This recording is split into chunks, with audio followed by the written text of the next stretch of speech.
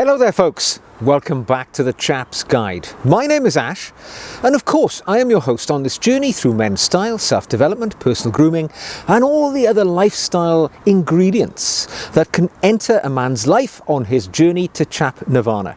Now a few days ago I put a post out on my YouTube community page asking people to send me some questions because I intended to do a get to know you phase. Alright, so I'm going to do this video today where I've asked you to throw questions into me about me if you want to get to know your host a little bit better, and wow, you certainly have responded with many questions.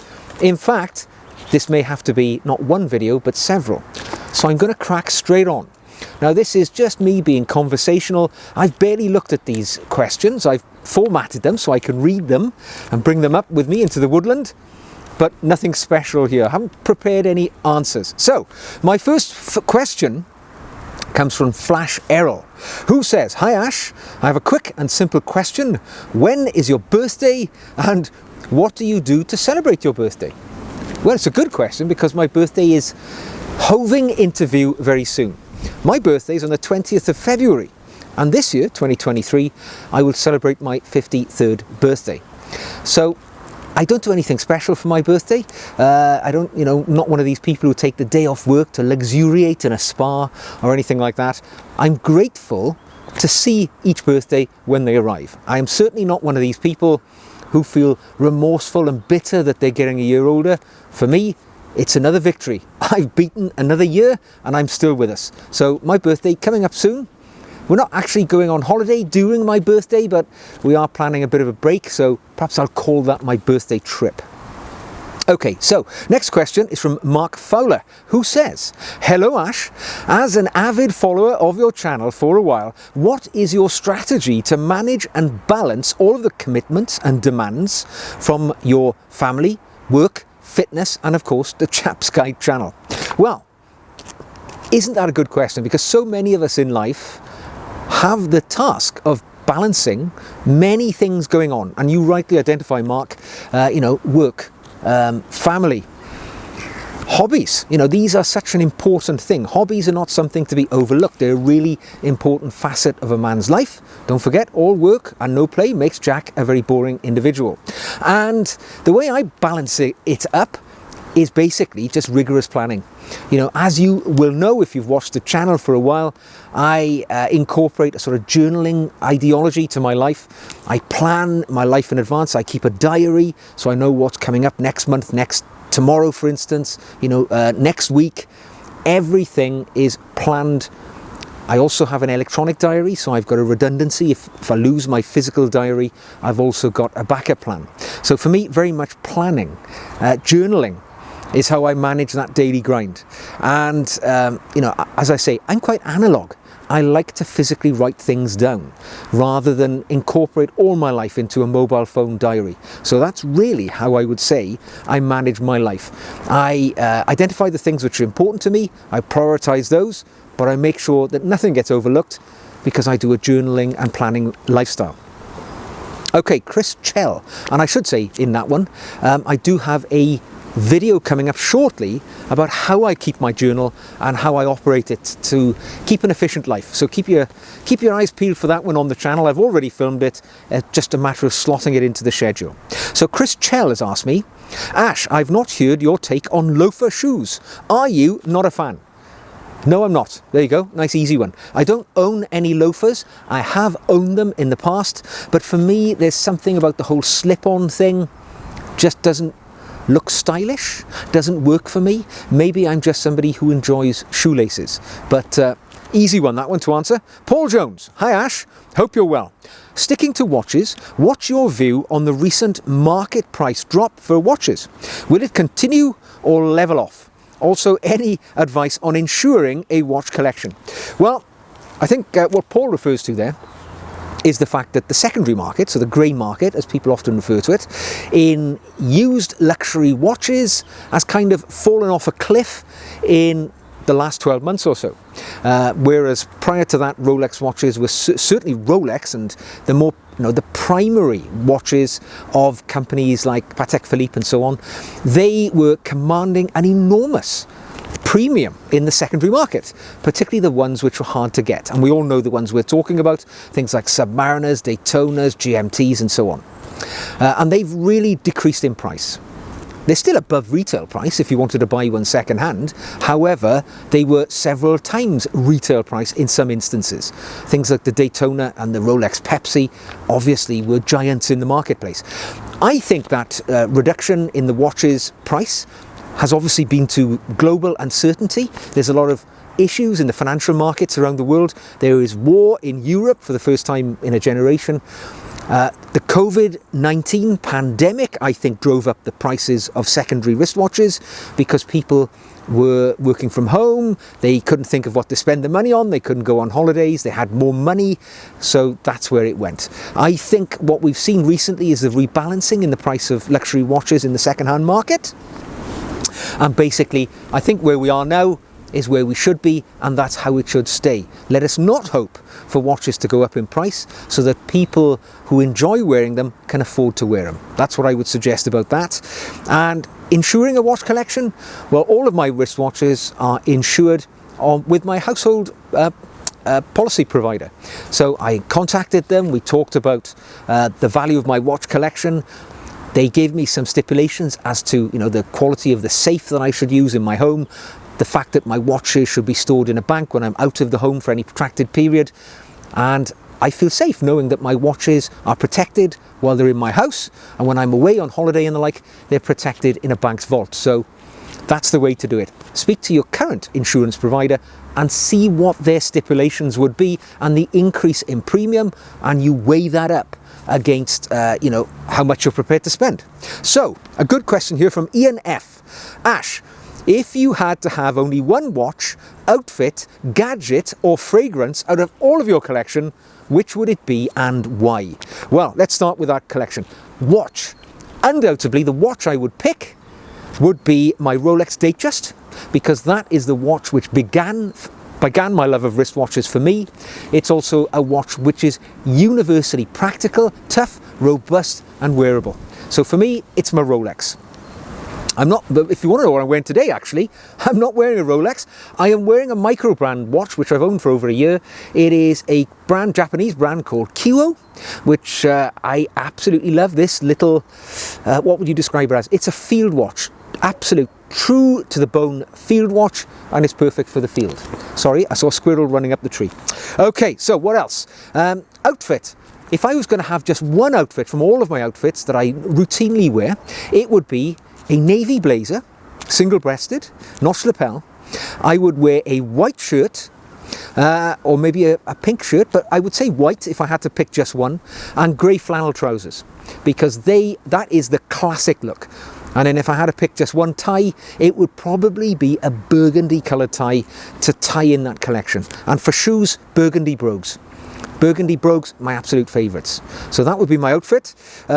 Fragrance. My favourite fragrance is Chanel Anteos. It is a powerful, velvety, masculine fragrance, which just makes me feel special when I wear it. It's from the 1980s or 90s, but it is superb. And what gadget? Well, the gadget I tend to use more than anything is probably my MacBook Pro, so I'm going to have to say that. Boring as it is, but there we are. Okay, a couple more questions. Ooh, who does this one come from? Hang on, I've lost who this one originates with. Hang on, let's start here. Right, so good and light reads. Okay, interesting one. Have you heard that the cedar shoe tree moisture wicking properties are a myth, or is it unnecessary due to natural airing and drying? Well, for many years, myself and many other people who advocate for you gentlemen to look after your clothing well have always said, we perpetuate this ideology that it's always best to store your unworn shoes using a cedar shoe tree inside. And I have to tell you, sir, whatever you say about the moisture wicking properties being a myth, I still stand by that suggestion, because by placing a shoe tree or a shaped shoe tree inside your shoe, it does a number of things. Yes, it does wick away the moisture from within, because cedar is a very absorbent wood. It will absorb that moisture. It will also keep your shoe in its proper shape, in its original form, which is very practical and useful for you. And also, cedar has a pleasing odour, so it will impart that pleasing odour within your shoe. So, for my money, stick to the cedar shoe trees. I don't know where you've heard that using them is a myth. Stick with it. Okay, so next one from Josh Rubington. Hi Ash, you obviously know quite a bit about the world of men's style. Well, I'm a gentleman on the journey to Chap Nirvana. I'm no expert, but I thank you for your compliment. But if you were to open up your own shop, this is a good question, I like this, designing, producing and selling any particular item of men's style, which item would you choose and why? For me, it would have to be bespoke men's shirts. I think they're overlooked. When people talk about men's style, they will talk about bespoke suits. They will talk about bespoke shoes. But the item which is closest to your skin and will have an impact on your general sense of feeling good throughout the day, perhaps more than anything, will be the shirt that you wear.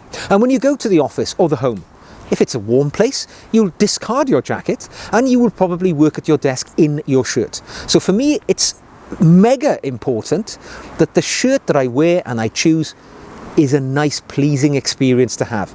And although I've never had the privilege, for financial purposes, of commissioning a bespoke shirt, it's something which I will look forward to do as I grow older. It's something I would love to do, because I think to have a bespoke shirt must be the ultimate in luxury. And if I was opening my own shop, now I couldn't do it myself, I couldn't make them, but that would be something that I would love to be involved with. The creation of these pieces of art for gentlemen who admire and aspire to wearing the best clothing.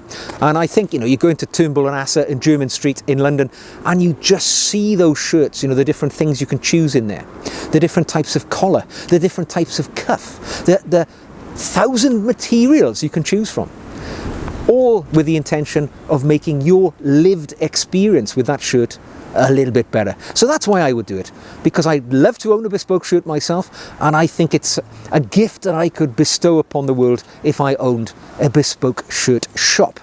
Not easy to say. Okay, another question from Good and Light reads, excuse me. Is it possible to escape from the rabbit hole of buying shoes? Good question. If it is possible to escape from that rabbit hole of perpetually looking for and buying new men's footwear, I have yet to discover how to escape. Because in my life, certainly in the last 20 years, I'm always on the lookout for good quality shoes. And I tend to stalk eBay and the various other pre-owned sites. I tend to be that guy who's always waiting for the sale or trying to get a discount. Because what's the best pair of shoes in my collection? It's the next pair that I'm going to buy. And, I'm always out there looking for a different shade of oxblood or a different type of broguing or something like that. I think it's not a bad thing as long as it doesn't overwhelm you. I sold a number of my shoes off last year. I decided my collection had become ridiculous. I wasn't wearing them all. So I thought it was sensible to pass some of my shoe collection on to other gentlemen who could make use of them, and I sold them on through eBay at more or less the same prices that I bought them for. So no, I haven't escaped the rabbit hole. Another question here from Andrew Shadowy 202.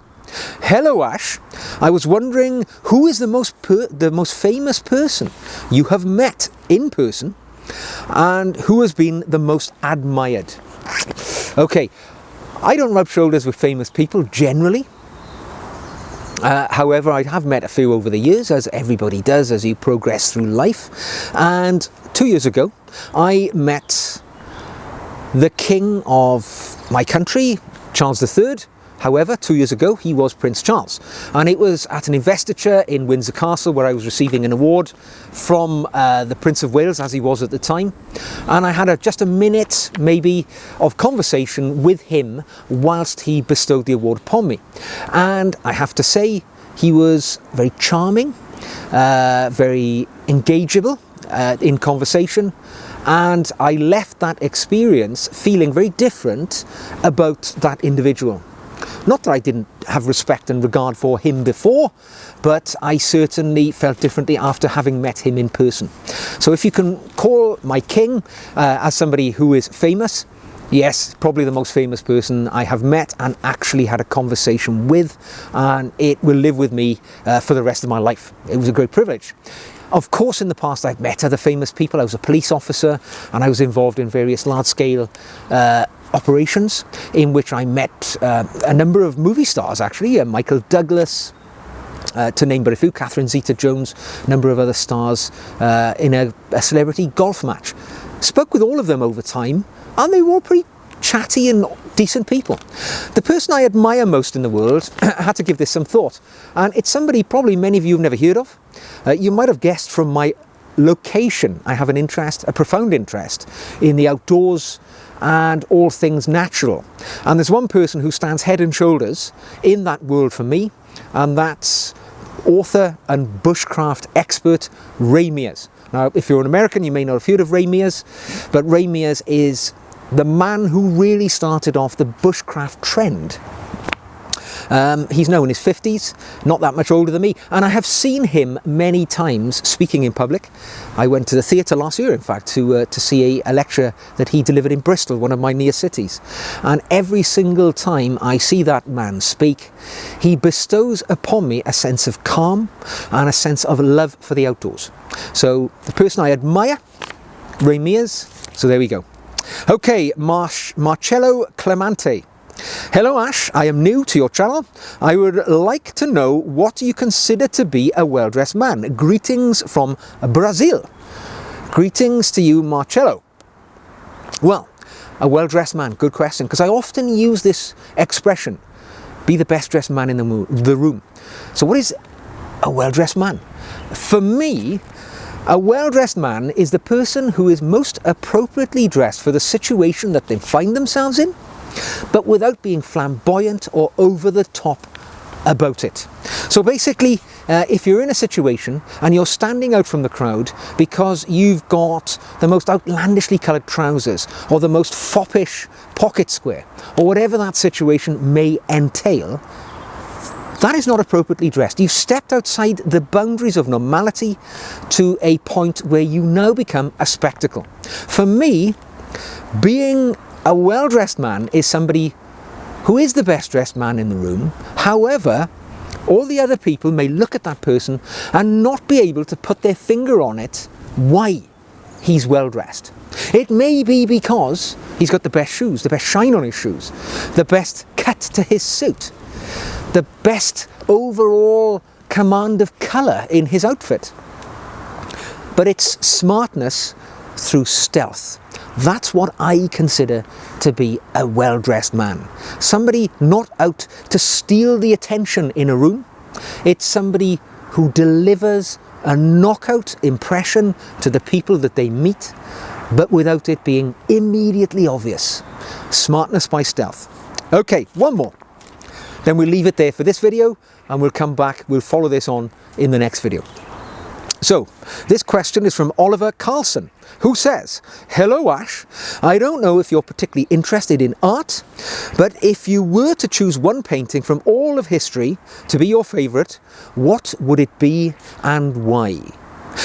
Well, sir, Oliver, I am interested in art, but only in passing. You know, I'm not a collector of art or anything like that, but I have, you know, journeyed to the National Portrait Gallery in London, gone to the Tate Gallery in London, and I've spent many hours drinking in the art which is on display. The reality is I've got a very broad sort of sense of art. I don't limit myself to the expressionists or the surrealists or anything like that. Oh, helicopter. Just to prove this is live. I really enjoy art in the forms in which I find it. So, I mean, for a long time actually, I was quite enamoured by the work of surrealist Salvador Dali. And I found his work very thought-provoking. But now, as I've got a bit older, I certainly don't have that sense anymore. I tend to be a bit more conventional. And there is one, in thinking about answering this question, I had to give this one some thought. And there is one painting which sticks in my memory, which I repeatedly look up on my computer to remind myself of from time to time. And there's a story behind it, as there often is. Now, when I was a young boy growing up in a small coal mining community in the valleys of South Wales, I was born in a town called Aberdare, an old colliery town. And our town had a library. And in our library, it was a place, being somewhat of a bookish child, I enjoyed going to, and of course, I say bookish, of course we didn't have the internet when I was a boy. If we wanted knowledge and information to do our homework and things like that, we would journey to the library to get it. And I lived quite close to the library in the town in which I lived. So it wasn't much of a journey for me. So I often spent time in my local library. And in my library, there was the downstairs was the lending library, and upstairs was the reference library, where they had, the periodicals, newspapers, and the books you couldn't take away, the big, encyclopedias. And as you walked up the stairs, if you were to turn around and look at the wall facing the stairs, you would see this absolutely stunning image of, it's India, in fact. I learned later when I discovered more about it. But it's an image of India with the Himalayas off in the background. And there is lots of colour and contours and texture represented in that very fine picture, which I often looked at as a child. And there's a funny story behind that painting, because it hung there for many, many years and nobody ever paid it any heed. They just assumed that it was some old painting that had been bequeathed or whatever to the library, and it was just stuck on the wall for anybody to look at, touch, whatever. Many years later, it was discovered, and I need to read this actually, the painting is called Kanchenjunga from Darjeeling. And it was a painting which was created by an artist called Edward Lear, and it was commissioned by Lord Aberdare, the nobleman, the Baron of Aberdare, many years previously, in the late 19th century, 18 something or another. And he'd had this image created, this painting, and on his death, and this image, however it happened, ended up being donated to the local town council, and they knew what to do with this spectacular image, so they give it to the library, and it was stuck on the wall. Many years later, at a point where they ran out of money, it was discovered that painting was worth, and it was auctioned off for £250,000, and the money was then spent on our town to better the town itself. So there we go, that is my favourite painting, and I've been showing the image, and I hope you enjoy it too. So folks, as it starts to rain on me, I'm going to leave this segment of my Get to Know Your Host at this stage, and we'll come back and discuss more in the future. So if you've enjoyed the video, thumbs up. If you'd like to see more, click subscribe, and I'll see you again very soon.